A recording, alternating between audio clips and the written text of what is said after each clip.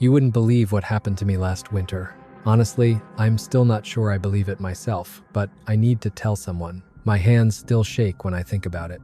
I'm 72 years old, and I've been living alone up here in these mountains for almost 15 years now. My little cabin sits about 12 miles off an old logging road that most folks don't even realize still exists. The county stopped maintaining it years ago, so it's really just me and whoever's brave enough to drive a four-wheel drive up this way. Usually, the only visitor I get is the mailman once a week, and maybe a hunter or two during hunting season. I moved up here after my husband passed away. The city got too loud, too crowded with memories. Out here, the only sounds are the wind moving through the pines, the creek rushing over the rocks, and sometimes a deer walking across my yard. It suits me just fine. I keep a vegetable garden, a few chickens, and enough firewood to get me through winter, or at least that's what I thought. That October was strangely warm. I remember thinking how odd it was, since by mid-month we usually get the first frost. But the leaves were still hanging green on some trees, and I was still picking tomatoes into November. The hens were laying more eggs than usual, and even they seemed confused by the lingering summer weather. The old-timers in town were predicting a hard winter. They always say that, but this time they sounded more serious. Every trip down the mountain for supplies, I'd hear the same warnings. Stock up early, split more wood, make sure your roof can hold heavy snow. It was the kind of talk that sticks with you, even if you've heard it before. I'd weathered plenty of winters up here, but something about that fall unsettled me. The animals were acting strange too. Squirrels were working overtime, burying nuts everywhere.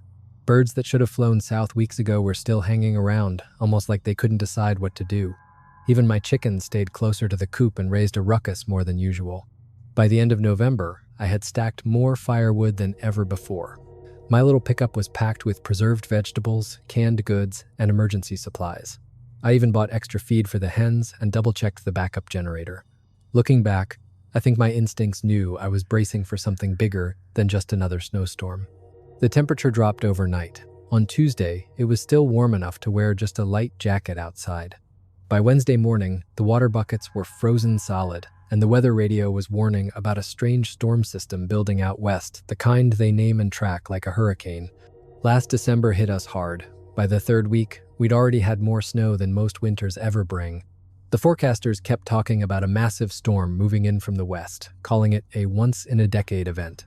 I'd been through bad weather before, so I stuck to routine. Checked supplies, stacked more wood by the door, made sure the chicken coop was nailed down tight, but the feeling was different this time. The air pressure dropped so fast it made my ears ring. The wind shifted in a way I'd only ever felt before tornadoes, not snow. The hens stopped laying completely and huddled together in their coop. Even in daylight, my old bones ached in ways they never had before. The first flakes came Monday night, tiny, hard, like bits of ice. By Tuesday morning, we had 6 inches of the driest, powdery snow I'd ever seen. It didn't clump at all, just drifted like sand. The wind never let up, not fierce yet, but steady enough to keep the snow moving and the horizon blurred. I spent all of Tuesday double-checking everything. The chickens had plenty of food and water, though they seemed nervous. The firewood was covered and easy to reach. Every window was sealed tight, and I hauled in extra kerosene for the lamps. The generator was fueled and ready, though I prayed I wouldn't need it. That Tuesday night, the storm really began. I remember it clearly, because I'd just been listening to the weather radio before bed, and they were still talking like the system might shift course. But it didn't. But around 8 o'clock, the wind picked up, and by 9, I could barely make out the chicken truck from the kitchen window. The change was unbelievable. What had been a steady but manageable breeze suddenly turned alive and violent. The house began to groan and creak in ways I had never heard before, and the snow slammed against the windows so hard it sounded like someone was hurling handfuls of gravel at the glass. By 10, I couldn't even see the porch light from inside the house anymore. The snow wasn't just falling, it was moving sideways, driven by gusts that had to be over 60 miles an hour. Trees that had stood strong for decades bent like blades of grass, and I could hear them snapping in the distance. The sharp cracks cut right through the howling wind. The temperature was dropping fast, too. My thermometer went from 68 degrees at sunset to below freezing by midnight, and it kept falling. Even with the fire burning full blast and every lamp lit, the house grew colder. I could feel the warmth being sucked straight out through the walls. No matter how much wood I fed into the stove, by midnight I knew this was different. The wind wasn't just howling anymore, it was screaming. The snow piled thick, building into what looked like a solid white wall just beyond my windows. The temperature dropped so quickly that I could actually feel the cold creeping through the walls, even as the fire roared. The power went out around 2 in the morning. That's not unusual in these parts, but the timing couldn't have been worse. I had plenty of candles and oil lamps, but without the electric heater, the cabin cooled frighteningly fast. I threw another log on the fire and tried to get some rest, but the noise was unbearable. Trees cracked like gunshots, and something kept pounding against the outside walls. Sleep was impossible. Every few minutes, another tree went down in the forest, the sound echoing through the mountains like rolling thunder. The wind was so fierce it was hard to even think straight, and the whole house shuddered with each gust. Around 3 a.m., I heard a different kind of sound. A steady thudding against the back wall of the house, too rhythmic to be just the storm. I grabbed my flashlight and checked every window I could reach, but the snow was so thick I couldn't see a thing. The pounding went on for 20 minutes, then stopped as suddenly as it started. By dawn, the storm was still raging, but it seemed to follow a strange rhythm. The wind would roar for 10 or 15 minutes, die down, then come back even stronger. In the quiet spells, I could hear snow and ice breaking apart, the sound of a landscape being completely transformed. I tried to open the door during one of those lulls and looked out at a world I barely recognized. The snow was already 3 feet deep and still falling hard. My truck was buried, nothing left but a white mound where I knew it was parked. The path to the chicken coop had vanished, and the coop itself was half buried. The hens were alive, I could hear them clucking nervously, but there was no way I could reach them safely. I'd have to wait for the storm to pass before I could dig them out. At least the coop was sturdy and well insulated. They'd be cold and scared, but they'd make it. Wednesday was worse than Tuesday night. The storm had strengthened overnight, and by morning the snow was falling so thick I couldn't see my own hand held out in front of my face. The wind was relentless now, no more pauses, just an endless howl that shook the cabin. I spent the whole day feeding the fire and checking for damage. The roof was holding, but I could hear ice building heavy in the gutters. A few windows had frost forming on the inside, even with the fire going. The cold was beginning to win. Around noon, the pounding started again, this time at the front of the house, near the door. The steady, deliberate thuds made it sound like something was trying to get in. I peered out through the window but saw nothing but swirling snow. The sound went on for hours, sometimes stopping, then starting again from another spot. I began to wonder if it was an animal, maybe a deer, or even a moose looking for shelter, but the rhythm was too steady, too intentional. It felt like something was probing the house, testing for a weakness, looking for a way inside. By evening, I started worrying about my supplies. I was burning through more wood than planned because of the bitter cold, and the oil lamps were drinking fuel faster than I liked. If the storm dragged on, I might have to start rationing heat. The pounding stopped at dusk, but by then my nerves were shot. Every creak inside the house made me jump. Every gust of wind sounded like footsteps on the roof. I checked the locks over and over, even though I knew no one could possibly be out there in weather like this. That Wednesday night tested me like nothing else. The storm had been going on for more than 24 hours with no sign of slowing. If anything, it was getting worse. The wind howled so fiercely I couldn't even hear myself think, and the cold seeped into every crack and seam of the cabin. I dragged my mattress into the main room near the stove and tried to sleep there by the fire. The living room was warmer than the bedroom, but still cold enough that I needed every blanket I owned. I had to feed the fire every hour, which meant I never slept more than 40 or 50 minutes at a time. Around 10 o'clock, I heard something that froze the blood in my veins. Crying. Not the wind, not tree limbs scraping, but actual crying like a child's, but deeper somehow, and echoing in a way that felt unnatural. At first, I thought the storm was playing tricks on my ears, but the sound kept going, even in those brief moments when the wind died down. The crying seemed to come from somewhere close, outside the house. It was faint but persistent, rising and falling almost like the calls of a calf whale, but with a tone that was absolutely not human. My first thought was a stray cat or some animal in distress, but I'd never heard anything like this before. I tried to ignore it, to get some rest, but the sound haunted me. There was something in it so agonizing it cut straight into my chest and squeezed my heart. It wasn't just the cry of an animal in trouble. It was the sound of something small, helpless, and terrified. The second night was worse than the first. The storm still wouldn't let up. I went through my routine, stoked the fire, checked the windows for ice, made sure nothing was leaking. I was about to settle in when I heard it again, and this time I froze in place. The crying was clearer now, unmistakably just outside the cabin. In one of the lulls, I could hear it plain as day, two distinct voices, both young, both full of suffering. The sounds they made weren't like anything I'd ever heard before, but the emotion behind them was undeniable. Whatever was out there was cold, frightened, and maybe dying. I grabbed my flashlight and heavy coat. Every bit of common sense told me to stay inside, but there was something in that crying that pushed me to act. It was the sound of something hurt, something scared. I raised 3 kids of my own and helped with more grandbabies than I can count. My instinct to respond to a child's cry was too strong to ignore. The cold hit me like a physical blow the second I opened the door.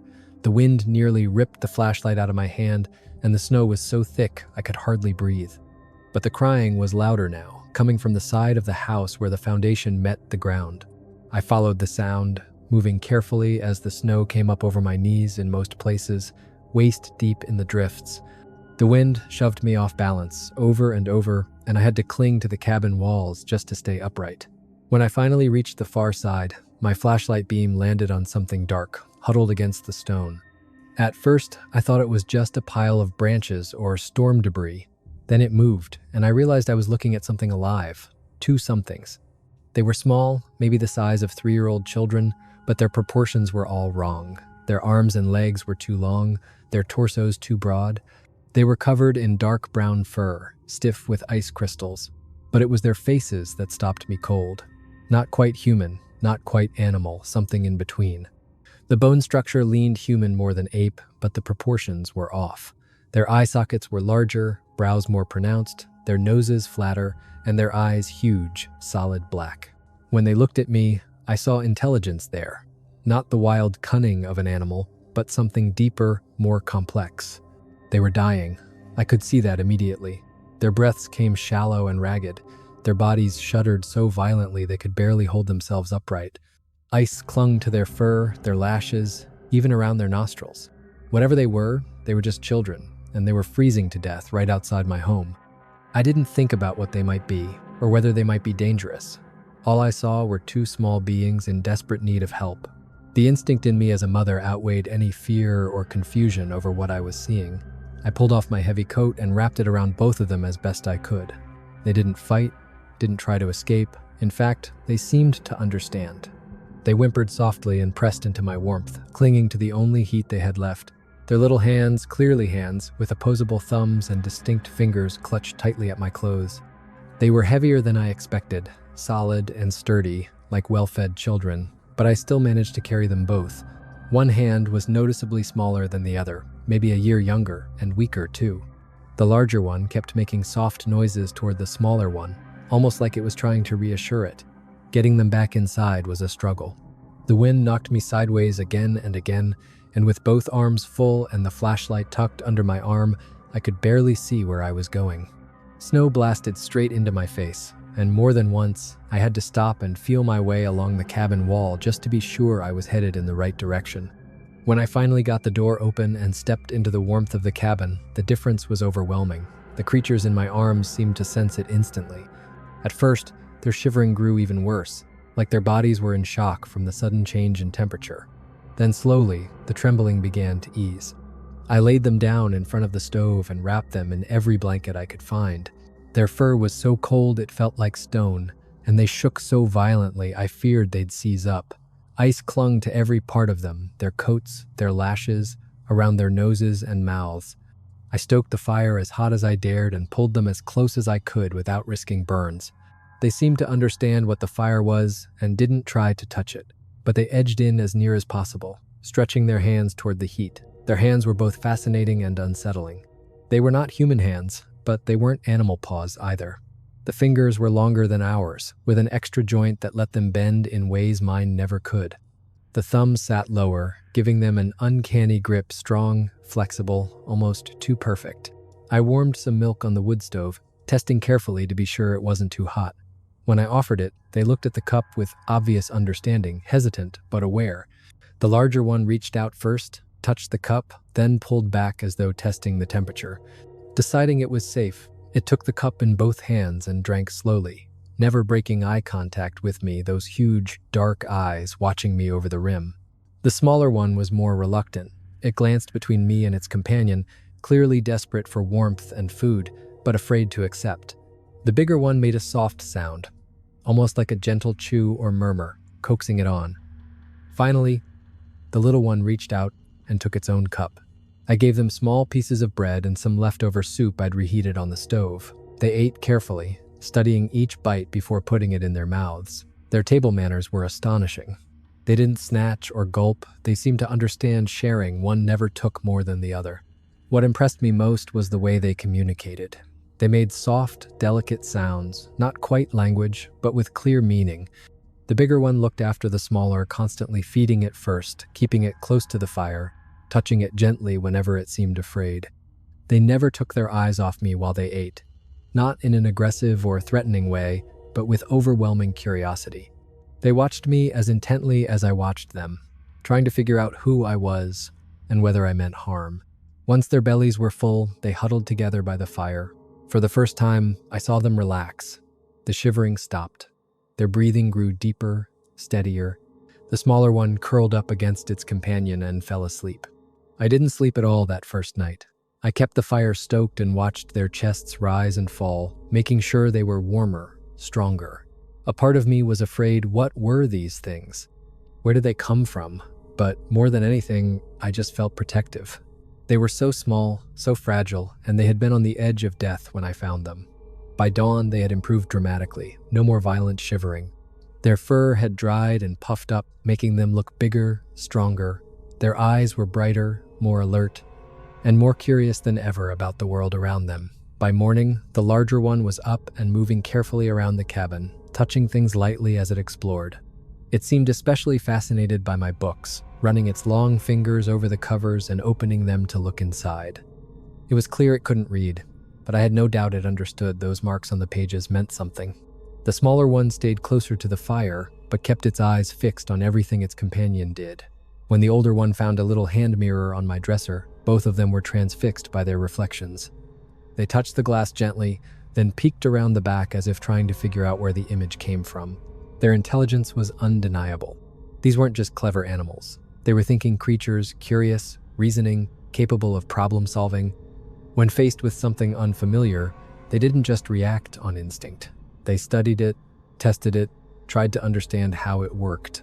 By mid-morning, they started making softer, more musical sounds, this time directed at me. It took me a while to realize they were trying to express gratitude. The larger one kept pointing to itself, then to the smaller one, then to me, each time with a gentle sound. I began speaking to them in return, keeping my voice calm and even. They seemed to enjoy the sound of human speech, even if they didn't understand the words. They tilted their heads, listening intently, sometimes responding with quiet noises of their own as if trying to join the conversation. The blizzard raged on for another 2 days. The wind never fully stopped, and the snow kept falling at a rate I had never seen in my life. By Thursday morning, I couldn't even see the chicken coop anymore. It was buried under more than 8 feet of snow. The creatures who looked so much like children at first adapted to cabin life with surprising ease. They helped me tend the fire, carrying small pieces of wood from the stack by the door. They clearly understood fire was essential for warmth and survival, and they were careful never to let it die down. They watched everything I did with laser focus, as though they were studying how human life worked. When I cooked, they stood nearby, observing every step. When I read aloud, they sat quietly and listened, sometimes making little noises as if asking questions or commenting. The smaller one was shyer, but also more affectionate. It sat close beside me as I worked on small chores, occasionally reaching out to touch my hand or arm gently. The larger one was more independent and endlessly curious, always exploring or trying to figure out how something worked. They learned at an astonishing pace. By the second day, they seemed to understand the basic cause and effect of the cabin. Wood fed the fire, fire made heat, and heat meant health. They began to pick up on certain tones in my voice as well, recognizing when I was pleased and when I wanted them to be careful. Most incredible of all, they seemed to grasp the idea of helping without being asked or trained. They started anticipating my needs and assisting me. If I struggled to reach something, one of them fetched it. If I was working on a task that took more than one set of hands, they stepped in. Their care for each other was moving. The larger one constantly checked on the smaller, making sure it was warm enough, fed enough, safe enough. The smaller one looked to its companion for guidance and comfort, but also showed surprising independence for something so little. By Thursday night, their presence had already become part of my daily rhythm. They had slipped into cabin life so naturally that it felt less strange than comforting. In the evenings, while I read by the fire, they curled up nearby. The little one often drifted off asleep against my legs, while the larger one stayed awake, listening to the sound of my voice. On Friday morning, I woke to an uncanny silence. The storm hadn't completely passed, but the wind had eased enough that I could hear individual sounds again. Snow shifting, branches cracking, birds calling faintly from somewhere, somehow having survived the blizzard. The creatures sensed the change instantly. They pressed up to the window, staring out at the snow-buried world, then back at me, then toward the door. For the first time since I'd brought them inside, they seemed restless, even agitated. I wrapped myself in blankets and stepped out to assess the damage and check on the chickens. The world outside was unrecognizable. Snowbanks rose taller than my head in places. Familiar landmarks had been swallowed or reshaped beyond recognition. Huge trees were down, and every path I knew was buried and useless. The little ones followed me as far as the doorway, but refused to step outside. They stood there, inhaling the air, exchanging hushed sounds that were unlike the ones they usually made. There was an urgency in their behavior that unsettled me, though I couldn't explain why. The hens were alive, though chilled and battered. Their water had frozen solid, and they'd nearly eaten through the last of their feed. It took me an hour to dig them out and make sure they had fresh food and water. The whole time, the two beings watched anxiously from the door. That's when I saw the tracks. They were enormous, at least 50 yards long, where they stretched in a line and 20 feet across at their widest point. Human-like in shape, but the toes were far longer than ours, ending in what looked like claw marks. The stride was astonishing, belonging to something towering and powerful beyond any man. The tracks came from deep in the forest, circling my cabin again and again, before disappearing back into the trees. They were fresh made after the snow had stopped falling, but before I'd stepped outside, something massive had prowled my property while I slept.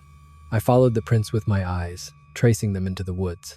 They weren't random, like a wandering deer or bear. They moved with purpose, as though whoever or whatever made them knew exactly where they were going and what they were looking for. The trail led right up to my walls, beneath the windows, looping directly around to the spot where I had found the two small ones huddled in the snow. Then it circled the cabin twice before heading back into the depths of the forest. My heart began to pound as the implications sank in. These prints didn't belong to strangers. They belonged to kin parents, siblings, maybe even an entire family who had come searching for the children I had taken in.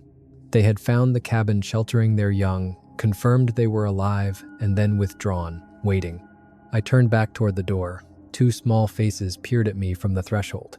Their sounds were different now, not cries, not calls, but something tense and quivering. Their whole bodies were taut with anticipation, eyes fixed on the tree line where the tracks vanished. The larger one stepped outside for the first time, treading cautiously across the drifts but moving with clear intent toward the woods. It stopped about 20 feet from the cabin and released a series of calls, louder than anything I'd yet heard from either of them. The sound echoed sharply in the still, frozen air. From somewhere deep in the forest, an answer came. A call, resonant and low, powerful enough to vibrate in my chest. It had the cadence of the young ones' voices, but deeper, stronger, multiplied. And it didn't come from just one direction. It came from many, as though the woods around me were full of giants, spread wide and waiting. The smaller one followed its companion out into the snow, and together they began making excited calls toward the forest. I realized they were speaking to their family, letting them know they were alive and well, maybe even explaining what had happened to them. From the woods, the answering voices grew louder, closer, more numerous. What had started as distant cries became a complex chorus, layered with many voices of different pitches and tones. Some were clearly deep and powerful, belonging to adults. Others sounded younger, like teenagers, or even children. Then I began to hear movement, heavy bodies pushing through snow and brush, branches snapping, powder falling from bent pines. Whatever was out there, there were many of them, and they were enormous. The little ones were beside themselves with joy as their family drew near. They almost danced on the snow, calling out in cheerful tones, pointing toward my house, toward me, then back to the trees as if they were retelling their adventure, explaining how they had been rescued and cared for. That's when I saw the first adult. It stepped from behind a massive pine 40 or 50 yards away. Even at that distance, its size was staggering. At least 8 feet tall, with shoulders broader than any man I'd ever seen. Its body was covered in the same dark brown fur as the young ones, but there was nothing childlike about its presence. It fixed its eyes on me, standing utterly still, assessing me with a sharp, undeniable intelligence. I felt as though I were being measured, my intentions, my threat level judged in a single glance. The 2 small ones bolted toward it, squealing with excitement, but the adult raised one enormous hand, and they stopped immediately. More adults emerged from the tree line. I lost count after a dozen, but there were many more. They moved with uncanny silence for their size, spreading out in a loose circle around my cabin. It was coordinated, deliberate, the kind of tactical movement that required communication and planning. Then the largest of them all stepped forward. This one dwarfed the rest, standing close to 9 feet tall, with scars across its chest and arms that spoke of a long, dangerous life. Its eyes were as dark as the young ones, but its expression was anything but gentle. The leader advanced slowly, each step deliberate, its gaze locked on me. It came within 20 feet and stopped. The others held their places in the ring, keeping their distance but never breaking formation. The leader let out a sound I will never forget. It wasn't a growl exactly, but a low, resonant rumble that seemed to rise from deep in its chest. It was the sound of authority, of dominance. Instantly, the little ones rushed to stand between us, chattering quickly, their gestures pointing to me, to the house, to themselves. I realized they were telling their story, explaining the storm, how I had found them, brought them inside, fed them, kept them warm. The leader listened in silence, its eyes never leaving my face. I could almost see the wheels turning behind those dark eyes, weighing their words against its instincts. The other adults edged closer while the young ones spoke, close enough that I could see the sharp intelligence mirrored in their faces. The resemblance between them and the children was undeniable. Some of the adults were clearly female, slighter, with softer features. Others were male, massive, and powerfully built. What struck me most wasn't their appearance, but their behavior. They stood upright with ease, gestured with their hands as they spoke, and reacted with clear emotional expressions to what the little ones were saying. This wasn't a pack of animals. This was a family with bonds, roles, and complexities just as real as any human household. The leader continued to watch me after the little ones finished. It glanced between them and me several times, weighing something, making a decision. And then, something extraordinary happened. One of the young ones, the larger, braver one who had always stepped forward, suddenly ran to me and grabbed my hand. It led me forward a few steps, then signaled toward its leader with soft, musical sounds. I understood what it was doing. It was introducing me, vouching for me, making it clear I was a friend and not a threat. The smaller one stepped up, took my hand, and joined in the introduction. The leader's expression began to change. The fatigue didn't vanish completely, but it mixed with something like gratitude or respect. It looked at its young, both clearly healthy and unhurt despite what they'd been through, then looked back at me. Slowly and deliberately, the giant bowed its head toward me.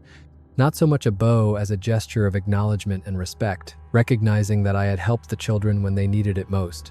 One by one, the other adults in the group did the same. Dozens of huge heads inclined toward me, a moment of recognition that crossed species lines. It was the most profound, nonverbal communication I'd ever experienced. After that moment, the leader gently but firmly called its young to move forward. They turned to me with obvious reluctance, making noises that sounded like explanations or apologies for having to go. I crouched in the snow and let them come close to me one last time. The smaller one pressed gently against me, making a soft noise that can only be described as affectionate. The larger one reached up and touched my face with a huge hand, then made a series of complex sounds that felt like a thank you in whatever language you'd want to call it. I tried to tell them that caring for them had been my privilege, not a burden. I don't think they understood my words, but they seemed to grasp my tone and intention. Both of them touched my hand one final time before turning back toward their family. The leader gave a low call, and immediately the group began moving into the woods. The youngsters stayed close to their parents, but kept glancing back at me until trees blocked them from view. Within minutes, they were gone, swallowed by the forest as if they'd never been there at all. If not for the prints in the snow and the memories burned into my mind, I might have convinced myself it was all a dream. The silence after their departure was deafening. For 4 days, my cabin had been alive with soft noises, little movements, the presence of creatures learning, growing, and communicating. Now I was alone again, and the quiet felt almost painfully heavy. I spent the rest of the day doing chores, but I couldn't stop thinking about what I'd experienced. The cabin seemed enormous and empty without those small visitors. I found myself waiting to hear their soft calls or to see them bringing wood to the fire. That night, I couldn't sleep. I replayed every moment of the encounter in my head, from finding them nearly frozen to watching them vanish into the forest with their family. Was it real? The rational part of me insisted it must have been some hallucination born of isolation and the stress of the storm, but the evidence was undeniable. The blankets they'd used still carried an odd, wild scent unlike any animal I knew. The cups they'd drunk from were still where I'd left them after washing. Most convincing of all were the prints in the snow around the cabin, still fresh, alongside the huge tracks of the adults. I realized I had changed because of the experience in ways I'm only beginning to understand. For 4 days, I'd been responsible for 2 beings utterly dependent on me for survival. I felt sheltered, maternal, connected to something larger than myself, in a way I hadn't since my children were small. In the days that followed, I kept looking for signs of my unusual guests. Sometimes I thought I glimpsed movement among the distant trees, but I could never be sure whether it was them or just shadows and wishful thinking. Small things around the house started to shift in ways that made me think. My woodpile, once haphazardly stacked, looked neater when I went out to fetch kindling. Broken branches that had blocked the trails were cleared away, though I hadn't touched them. Most strikingly, I began to find small offerings placed at the edge of my property. Smooth stones arranged in patterns, bunches of dried berries, strips of bark with interesting natural markings. They appeared at night and were always left in spots I would notice during daily life. I started leaving little gifts of my own, crumbs of bread, fruit from the pantry, sometimes small tools or bright objects I thought might please them. The next morning, those things were always gone, whether taken by them or some other forest creature. It never felt like being watched in a frightening way. Instead, the feeling was one of being looked after. I had a clear sense that my land was being watched over, that something was protecting me just as I had sheltered those 2 little ones during the storm. As winter gave way to spring, my understanding of what had happened continued to grow. I had met a family of creatures that most people regard as myth, but they were as real as the trees and mountains around me. They had intelligence, emotions, family bonds, and a social structure similar to ours in many ways. More than that, they demonstrated something that crossed species lines, the ability to recognize kindness and respond with gratitude. The short time I spent caring for their young forged a bond that lasted long after they returned to their home in the woods. Spring brought more proof of their ongoing presence. Wildflowers appeared in my garden in patterns too deliberate to be natural. My vegetable seedlings were shielded from late frosts by branches thoughtfully placed where I'd left none. The chicken coop, damaged in the storm, was mysteriously repaired one night with materials and methods I didn't recognize. I began to understand that I was no longer just a solitary human living on this mountain. I was part of a larger community that included neighbors I would never see by daylight, but who nevertheless watched over me. That idea, which might have made me anxious, turned out to be deeply comforting. Summer brought subtler signs of my invisible neighbors. Trails through the woods I used were cleared of broken limbs and debris. Dangerous, eroded spots were marked with stones or sticks arranged carefully, as if someone were maintaining these mountains for my safety and convenience. The offerings continued and changed with the seasons. Summer brought bunches of fruit and edible greens, species I knew were safe and nourishing. Autumn brought nuts and seeds, sorted and cleaned. The presentation was always thoughtful, arranged in ways that showed care. I started spending more time outside, partly in hope of seeing my mysterious neighbors, but mostly because the woods felt safer and friendlier than ever. I sat on the porch at dusk and sometimes heard distant sounds, not exactly words, but not random forest noises either. Maybe it was conversation, or perhaps singing. The hens grew bolder, wandering farther from the coop than they ever had.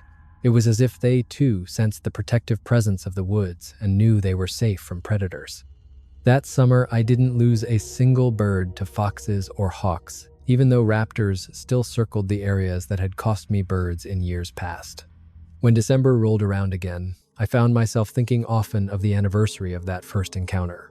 A year had passed since the terrible blizzard, since I found the two little creatures in the snow, and since our lives had been changed forever. That winter was milder, snow fell regularly, but never with the ferocity of the year before. I was almost disappointed. Part of me had hoped for another chance to help, another chance to prove that humans could be trusted. On the anniversary of the night I'd found them, I heard the familiar sounds outside my cabin. This time it wasn't crying, but the soft calls I recognized at once. I looked out the window and saw fresh footprints pressed into the new snow. They weren't the giant adult tracks I'd seen before, but smaller ones. Perhaps the size of an adolescent, or something just past childhood. I put on my coat and followed them to the edge of my clearing. There, pale in the moonlight, stood two figures at the base of a tree. They were much bigger now than the tiny beings I'd once held in my arms, but still smaller than the towering adults I'd seen that day in the snow. It was them, the two little ones, now nearly grown. They didn't approach the cabin, but they stood there for several minutes, calling softly now and then. I could feel what they meant, a greeting, a check-in, a reminder that they were alive and well, and that they hadn't forgotten what I had done for them. I called out quietly, thanking them for coming, telling them how glad I was to see them again.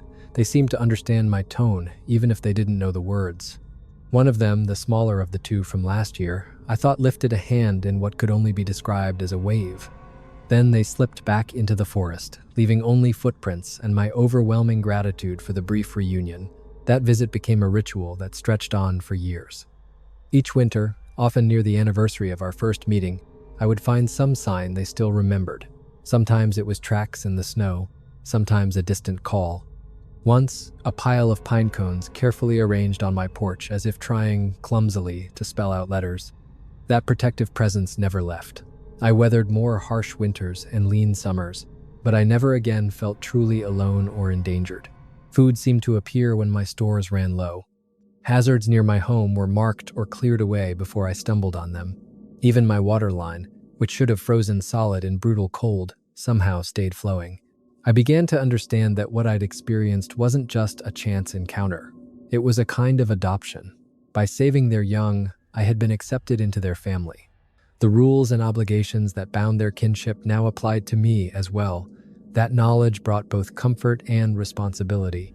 I was careful never to exploit the protection I'd been given, never to take reckless risks or act in ways that might endanger the unseen guardians who watched over me. I also made sure to keep giving what I could: food, small tools, bright objects I thought they might find useful or amusing. Soon, I'll have to pack up my few belongings and leave this mountain for good. I'll move into a small apartment in town, where I can get the medical care and daily help an old body like mine requires. It will be comfortable and safe, but it won't be home. The life I've lived here, the bond we shared, has been the greatest privilege of my existence. To be trusted by beings who had every reason to fear and avoid humans, to be accepted by a species not my own as family, I can't imagine a greater honor. That's all I can really say about it. Interpret it as you will, but if you ever find yourself alone in the wilderness and hear someone crying out for help, I hope you'll remember this: courage isn't the absence of fear. It's doing the right thing, even when you are afraid. For more stories like this, you can find them here.